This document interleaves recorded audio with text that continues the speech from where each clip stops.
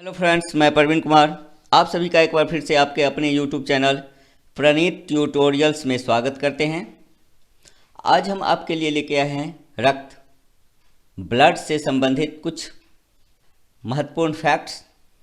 तो कृपया इस चैनल को सब्सक्राइब करें और शेयर करें। तो चलिए शुरू करते हैं।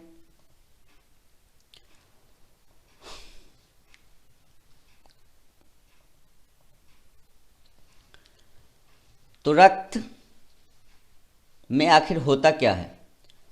रक्त कुछ चीज़ों को मिला के बना होता है, जिसमें मुख्यतः दो चीज़ होते हैं, एक प्लाज्मा और एक रुधिराणु। तो प्लाज्मा 55% होता है और रुधिराणु जो है वो 45% होता है। तो प्लाज्मा में जल होता है 90% और अन्य पदार्थ होता है 10%।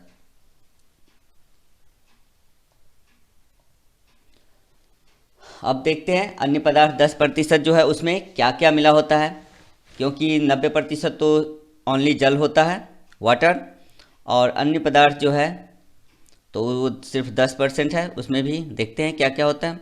तो पहला रहता है प्रोटीन, कार्बनिक पदार्थ और अकार्बनिक पदार्थ। तो प्रोटीन में भी दो चीज़ होते हैं, एक ग्लोब्यूमिन और दूसरा एल्ब्यूमिन। और कार्बनिक पदार्थ में भी चार चीज़ होते हैं, जिसमें ग्लूकोज, अमीनो अम्ल, एंजाइम और यूरिया होता है। और उसके बाद है अकार्बनिक पदार्थ। इसमें भी तीन चीज़ होते हैं, एक सोडियम, एक बाइकार्बोनेट और लास्ट फॉस्फेट। अब है रुधिराणु, जो कि 45% होते हैं। उसमें क्या क्या होता है वो देखते हैं।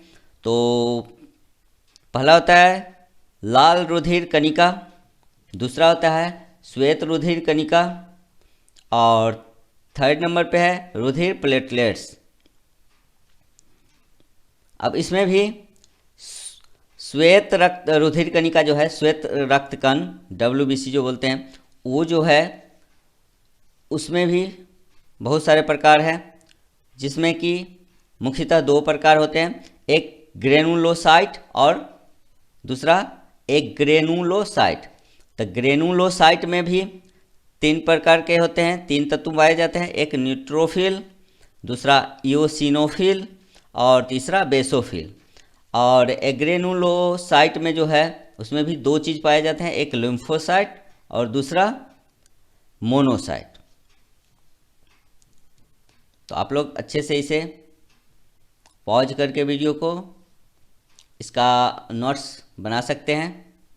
ये चीज़ यदि दिमाग में याद रहेगा तो आप अच्छे से क्वेश्चंस का आंसर दे सकते हैं। चलिए आगे देखते हैं। अब है श्वेत रक्त कणिकाएँ। तो श्वेत रक्त कणिकाएँ क्या होती है, इसमें क्या क्या रहता है, ये कैसे काम करती है वो देखते हैं। तो यह आकार में लाल रक्त कणिकाओं से बड़ी, लेकिन संख्या उनकी तुलना में कम होती है। 1 घन मिलीमीटर में इनकी संख्या 5000 से 10,000 होती है। RBC और WBC के बीच 600:1 का अनुपात होता है। यानी 600 RBC होंगे तो 1 WBC के कण होंगे। तो WBC के कण जो है वो बहुत ही कम होते हैं। इनमें नाभिक पाया जाता है और हीमोग्लोबिन न होने के कारण इनका रंग सफ़ेद होता है, क्योंकि रेड ब्लड सेल्स जो है RBC, उसमें हीमोग्लोबिन पाया जाता है, इसलिए उनका रंग जो है वो लाल होता है। लेकिन वाइट ब्लड सेल्स में जो है वो हीमोग्लोबिन नहीं पाया जाता है, जिसके कारण इसका रंग सफ़ेद होता है। इनका निर्माण अस्थि मज्जा एवं लिम्फ नोड में होता है। इनकी आयु 2 से 6 दिन होती है। कहीं कहीं ये 10 से 12 दिन भी देखने को मिल जाएगा आपको। हर किताब में कुछ इस तरह के फॉल्ट्स हैं। तो औसतन 2 से 6 दिन होती है रेड WBC का आयु। श्वेत रक्त कणिकाओं में लिम्फोसाइट पाए जाते हैं, जो प्रतिरक्षी का निर्माण करती है। प्रतिरक्षी जीवाणुओं द्वारा उत्पन्न विष को निष्क्रिय करता है और रोगों से शरीर की रक्षा करता है। एड्स का HIV वायरस लिम्फोसाइट को प्रभावित करता है। एड्स बीमारी जो है वो उसका जो HIV वायरस होता है वो क्या करता है, लिम्फोसाइट इसी भाग को प्रभावित करता है। लिम्फोसाइट में की कुल संख्या 20 से 40% तक होती है। लिम्फोसाइट जो है उसकी कुल संख्या 20 से 40% तक होती है। श्वेत रक्त कणिकाओं का अपने सामान्य से अधिक बनना, यदि श्वेत रक्त कणिका जो है अपने सामान्य लेवल से अधिक बनना शुरू कर देता है तो उसे ल्यूकीमिया नामक बीमारी बोलते हैं। इससे रक्त कैंसर भी कहते हैं। जो ब्लड कैंसर के बारे में जानते हैं वो इसी से होता है। जब श्वेत रक्त कणिका WBC जो है अपने सामान्य से जितना उनका मात्रा है उससे यदि ज़्यादा बनने लगता है तो ल्यूकीमिया नामक बीमारी होती है और इसी ल्यूकीमिया को रक्त कैंसर भी कहा जाता है, ब्लड कैंसर। अब आगे है रुधिर प्लेटलेट्स। तो प्लेटलेट्स केवल स्तनधारी वर्ग के रुधिर में पाया जाता है। जो स्तनधारी वर्ग है उसके रुधिर में ही ये पाया जाता है प्लेटलेट्स। इसका आकार 0.002 मिलीलीटर मीटर से 0.004 मिलीलीटर मीटर तक होता है। इसकी मात्रा प्रति घन मिलीमीटर में 1.5 लाख से 4 लाख तक होती है। इसमें जो है केंद्रक नहीं पाया जाता है। प्लेटलेट्स का निर्माण अस्थि मज्जा में होता है और मृत्यु जो है इसकी प्लीहा में होती है। इसका जीवन काल 2 से 4 दिन का ही होता है। WBC का भी और इसका भी दोनों का लगभग में सेम ही जीवन काल होता है। प्लेटलेट्स का कार्य शरीर में कट जाने पर रक्त बहाव को रोकना है ताकि शरीर में रक्त की मात्रा कम ना हो। इस प्लेटलेट्स का जो कार्य है वो शरीर में कहीं यदि कट जाता है तो उनमें से जो रक्त स्राव होते रहता है, रक्त बहते रहता है, तो उसको रोकना है ताकि शरीर में रक्त की मात्रा कम ना हो। डेंगू और चिकनगुनिया में प्लेटलेट्स की मात्रा में तेज़ी से गिरावट आती है। जब डेंगू या चिकनगुनिया नाम की बीमारी हो जाती है तो उसमें क्या होता है, प्लेटलेट्स की मात्रा जो है वो तेज़ी से गिरने लगती है, जिससे कि रोगी की स्थिति बहुत ही डेंजरस हो जाती है। और प्लाज्मा। तो प्लाज्मा रक्त का जलीय भाग है। इसके प्रोटीन में प्रतिरक्षी होते हैं जो रोगों तथा संक्रमण से शरीर की सुरक्षा करते हैं। अब रक्त के जो कार्य है, ब्लड के जो कार्य है वो क्या क्या है वो देखते हैं। तो ऑक्सीजन, कार्बन डाइऑक्साइड, पचा हुआ भोजन, उत्सर्जी पदार्थ एवं हार्मोन का संवहन करना। तो ये रक्त के कुछ प्रमुख कार्य हैं। शरीर के ताप को नियंत्रित करना और रोगों से रक्षा करना। अपने शरीर के टेम्परेचर को ये नियंत्रित रखता है और सभी प्रकार के रोगों से रक्षा करता है। शरीर के वातावरण को अस्थायी बनाए रखना। शरीर के उतार चढ़ाव जो टेम्परेचर का रहता है, वातावरण रहता है, उसको अस्थायी बनाए रखना। घाव को भरने में सहायता करना। अब कहीं कोई घाव हो गया है, कट गया है या कुछ और हो गया तो उसको भरने में सहायता कौन करता है, वो रक्त करता है। रक्त का थक्का जमना। आखिर रक्त का थक्का जमता कैसे है, क्यों जमता है, तो इसके बारे में देखते हैं। रुधिर में रक्त कणों के अलावा प्रोन्थोबिन नामक निष्क्रिय एंजाइम, फाइब्रिनोजेन नामक प्रोटीन, हिपेरिन जिसे एंटीप्रोन्थोम्बिन भी बोलते हैं और कैल्शियम पाए जाते हैं रुधिर में, रक्त में, जो रुधिर के जमने में मदद करते हैं। ये सब आपस में मिलके उसे जब कट जाता है और खून बहते रहता है तो थोड़ी देर के बाद देखते हैं वो अपने आप उसका थक्का बनने लगता है उस खून का, या कहीं गिरता है खून, ब्लड जो गिरता है कहीं पे तो उसका थोड़ी देर के बाद थक्का बन जाता है। तो इन सब चीज़ों के कारण ही उसमें थक्का मरता है और ये सब भी रुधिर के जमने में मदद करते हैं। अब रक्त का वर्गीकरण। तो देखते हैं रक्त कितने प्रकार के होते हैं। रुधिर वर्ग की जानकारी लैंड स्टीनर ने दी थी। कौन दी थी? तो लैंड स्टीनर ने। इससे संबंधित क्वेश्चन भी प्रीवियस ईयर्स एग्जाम में पूछे जा चुके हैं। जो रुधिर वर्ग के जानकारी सर्वप्रथम किसने दी थी? तो ये है लैंड स्टीनर ने। इन्होंने रुधिर को एंटीजन एंटीबॉडी प्रतिक्रिया के आधार पर 4 वर्गों में विभाजित किया। ये 4 वर्गों में विभाजित किए थे। मनुष्य के रक्त की विभिन्नता का प्रमुख आधार लाल रक्त कणिकाओं की सतह पर पाए जाने वाले ग्लाइकोप्रोटीन है, जिसे एंटीजन कहते हैं।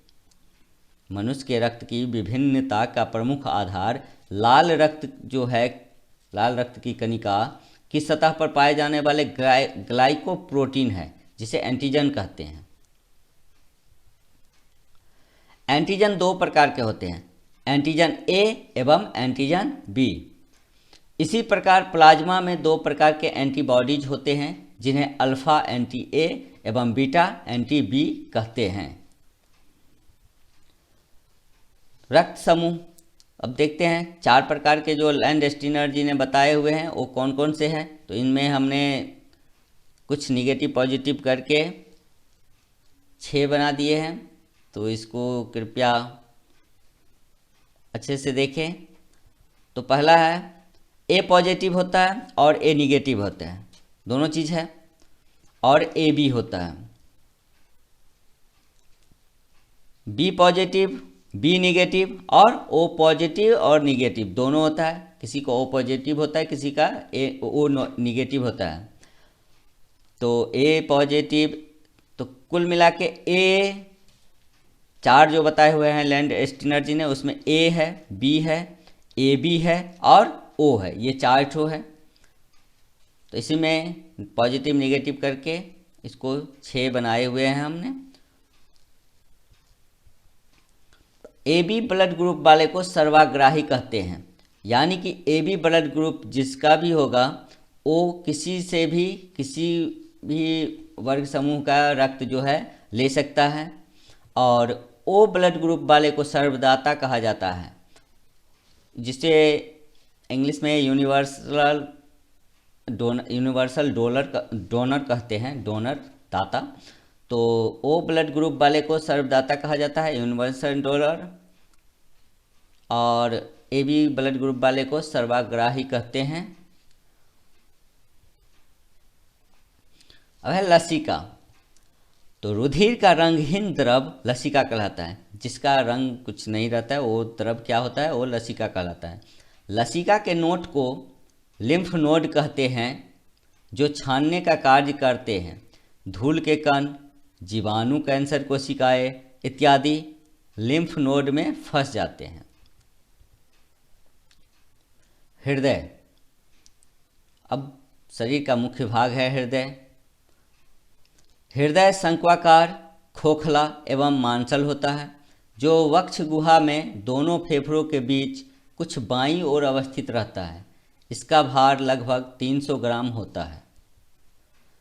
हृदय दोहरी झिल्ली से घिरा रहता है, जिसे हृदयावरण या पेरिकार्डियम कहते हैं।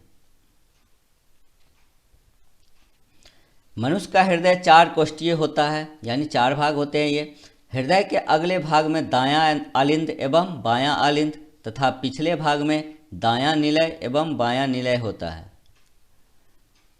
हृदय के कपाट, जिसे दरवाजे बोल सकते हैं, तो दाहिना आलिंद निलय के बीच त्रिवनली कपाट होता है।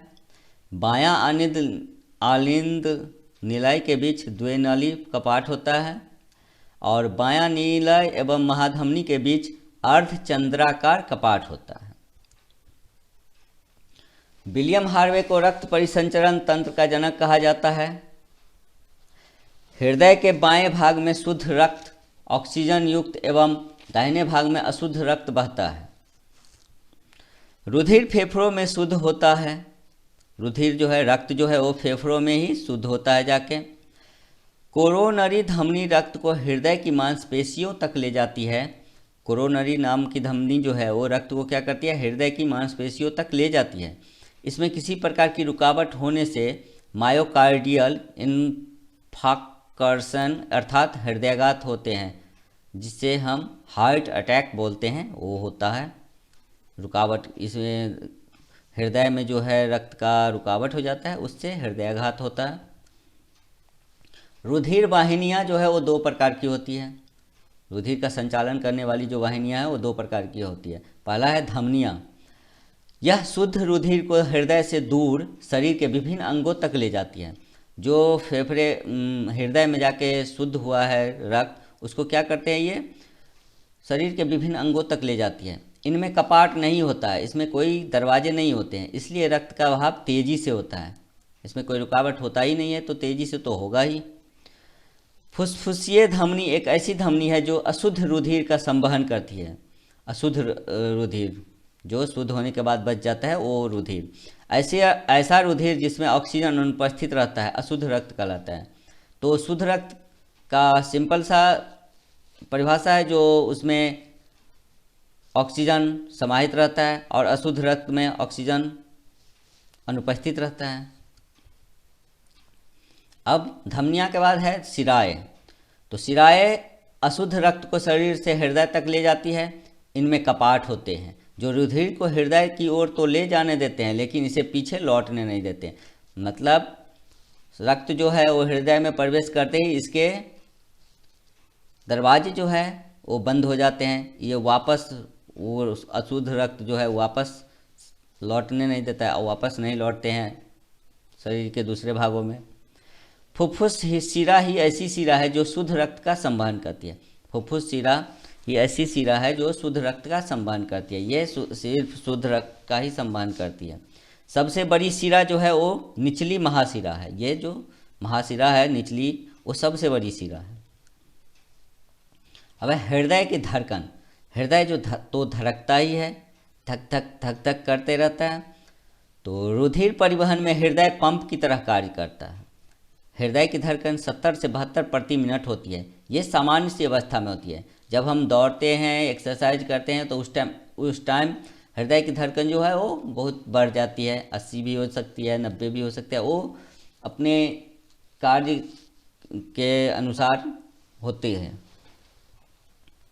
हृदय के सिकुड़ने को सिस्टोल तथा फैलने को डायस्टोल कहते हैं। ये क्वेश्चन बहुत बार आया हुआ है। जो हृदय के सिकुड़ने को निम्न में से क्या कहा जाता है, या फैलने को निम्न में से क्या कहा जाता है। तो हृदय के सिकुड़ने को सिस्टोल तथा फैलने को डायस्टोल कहते हैं।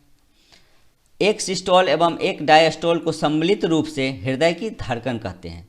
एक जो सिस्टोल है जो सिकुड़ता है और एक डायस्टोल है जो फैलता है। सिकुड़ता है, फैलता है, इसको ही हृदय की धड़कन कहते हैं, क्योंकि ये हमेशा चलते ही रहता है, ये काम करते ही रहता है। यदि ये बंद हो गया तो आदमी का जीवन भी समाप्त हो जाता है। रक्तचाप, जिसे ब्लड प्रेशर बोलते हैं। रक्तचाप, ब्लड प्रेशर। तो एक स्वस्थ मनुष्य का systolic pressure by diastolic pressure बराबर कितना होता है, वो 120/80 mmHg होना चाहिए।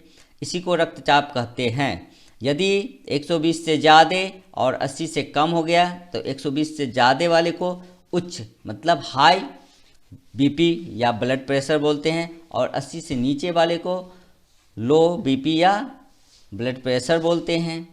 तो सामान्य रूप से एक स्वस्थ मनुष्य को कितना होना चाहिए, 120/80। ज़्यादा जो है 120 होना चाहिए और 80 कम से कम होना चाहिए, उससे कम नहीं होना चाहिए, नहीं तो प्रॉब्लम होती है। रक्तचाप मापने के लिए स्फिग्मोमैनोमीटर का प्रयोग किया जाता है। 1 मिनट में हृदय 5 से 6 लीटर शुद्ध रुधिर शरीर में प्रवाहित करती है। मतलब इतना स्पीड काम करती है ये हृदय, हार्ट जो है, जो 5 से 6 लीटर शुद्ध रुधिर फिल्टर करके और अच्छा रुधिर जो है, अच्छा रक्त जो है, ब्लड जो है, वो 1 मिनट में शरीर में प्रवाहित करती है। इतना फास्ट काम करती है ये। स्टेथोस्कोप द्वारा हम हृदय की ध्वनि सुन सकते हैं। ये जो डॉक्टरों सबके पास रहता है गले में लटका हुआ स्टेथोस्कोप, जो ईयरफोन टाइप का रहता है, उसके द्वारा हम हृदय की ध्वनि सुन सकते हैं। तो थैंक यू सो मच आप सभी के लिए। ये मेरी छोटी सी प्रयास आशा करता हूँ कि आप लोगों को ये वीडियो अच्छी लगेगी, तो कृपया इस वीडियो को लाइक करें, सब्सक्राइब करें। और एक बात और, इससे संबंधित, रक्त से संबंधित जो ऑब्जेक्टिव क्वेश्चंस है जो बार बार एग्ज़ाम में पूछे जाते हैं, हम अगले वीडियो में इसके बारे में बताने की कोशिश करेंगे। और वो क्वेश्चन 40 से 50 क्वेश्चन एक वीडियो में आएंगे, तो उसमें इससे प्रैक्टिस करने में सुविधा मिल जाएगी आपको। उससे अंदाज़ा हो जाएगा कि किस टाइप से क्वेश्चंस एग्ज़ाम्स में पूछे जाते हैं रक्त से संबंधित। तो चलिए मिलते हैं अगले वीडियो में, तब तक के लिए धन्यवाद आप सभी का।